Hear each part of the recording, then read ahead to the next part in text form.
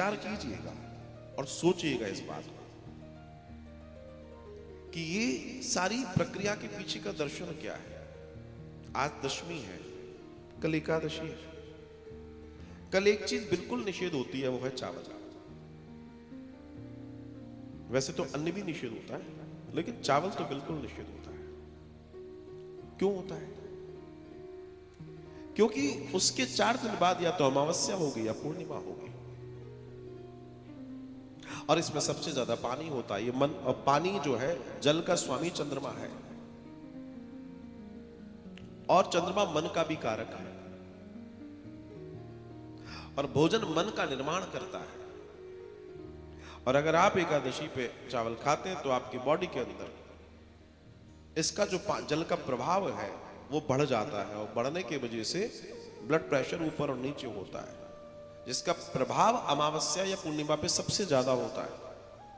उससे बचने के लिए एक वैज्ञानिक कारण है कि इसको नहीं खाया जाता।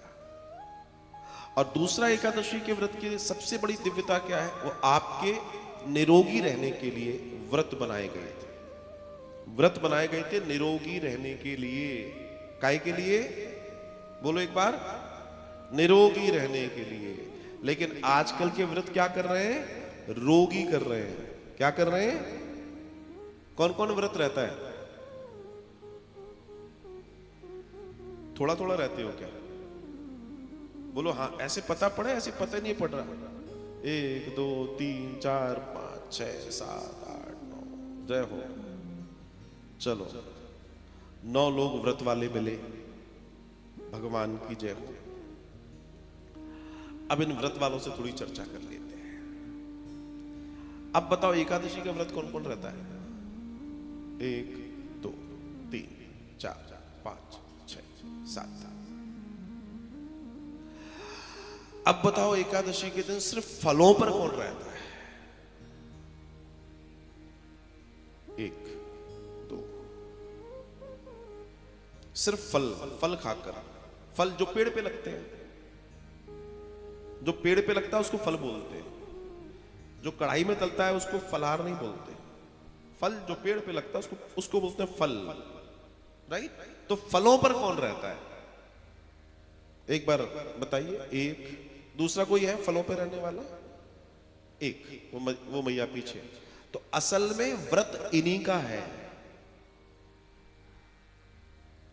जिसको आप फलहार बोलते हैं। फलों का आहार इति व्रत। बाकी तो तुमने जो कर रखा है वो सत्यानाश है। क्योंकि फलहार इसलिए बोला गया क्योंकि 13 दिन में जो तुमने भोजन किया है उससे जो तुम्हारी बॉडी में विष गया है उससे टॉक्सिन्स बाहर निकल जाए और आप स्वस्थ हो जाएं। और आप क्या कर रहे हैं? उस दिन जरूरत से ज्यादा खा रहे हैं। जितना 13 दिन में नहीं तेल घी लिया उतना तुम उस दिन ज्यादा ले रहे हो। तो तुम बीमार नहीं पड़ोगे तो क्या पड़ोगे? और बाद में दोष किसको देंगे? व्रत को। अब व्रत नहीं रह पाते क्योंकि शरीर काम नहीं कर रहा। तुमने शरीर बिगाड़ा है। अगर वास्तव में व्रत रह रहे होते 100 साल की उम्र में भी तुम पूरा व्रत रह सकते हो। 100 साल की उम्र में भी आप अच्छे से व्रत रह सकते हैं क्योंकि आपका शरीर स्वस्थ रहेगा। जी ये जो हम सोचते हैं ना ये व्रत, ये भी ले आओ, आधे घंटे बाद ये भी ले आओ, और फिर दिमाग चल रहा है आज ये नहीं बनाया ये भी बनाएंगे। 4 दिन पहले से मेनू तैयार हो रहा है। ये व्रत नहीं है। क्षमा कीजिए, ये आपके मन का भ्रम है। बोलो राधे।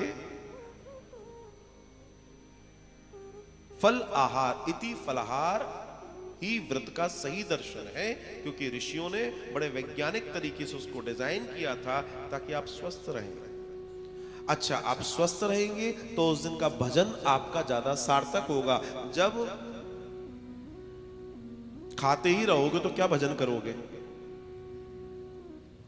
तुमसे ज्यादा तो फायदे में उस दिन वो लोग रहते हैं जिनका व्रत नहीं होता घर में। वो तुमसे कम खाते हैं। हाँ, कभी कभी तुमसे क्या देते हैं, थोड़ी साबूदाना खिचड़ी दे देना, थोड़ा डबल हो जाता है उनका। लेकिन हकीकत की बात में जो आपसे कह रहा हूं उसे समझिएगा, जानिएगा। व्रत क्या है उसे समझो। व्रत के विज्ञान को समझो, व्रत के साइंस को समझो। हर इंसान को व्रत रहना चाहिए और आज की तारीख में तो हर 7 दिन में व्रत कर लेना चाहिए। इतना पॉल्यूशन है। ये जो बीमारियां बड़ी बड़ी चली हैं ये खाने से होती हैं। आप भूखे रहेंगे तो आपके अंदर वो जो विषाणु कीटाणु वो मरते रहेंगे। सिंपल। कैंसर के मरीज को क्या बोलते हैं? बस भोजन बंद कर दिया जाए अगर देखा जाए, और सिर्फ न्यूट्रिशंस पे, जूसेस पे, गाजर का जूस है जैसे ये सारी, इस पे रख दो, धीमे धीमे सही होने लगता है। क्यों क्यों होने लगता है? क्योंकि उनको जो मिलना चाहिए वो आप देना बंद कर देते हैं। उसको 16 घंटे के व्रत पे डाल देते हैं। रात को 8 बजे खाओ, दूसरे दिन भोजन खाओ 1-1:30 बजे, आप वैसे ही स्वस्थ हो जाओगे।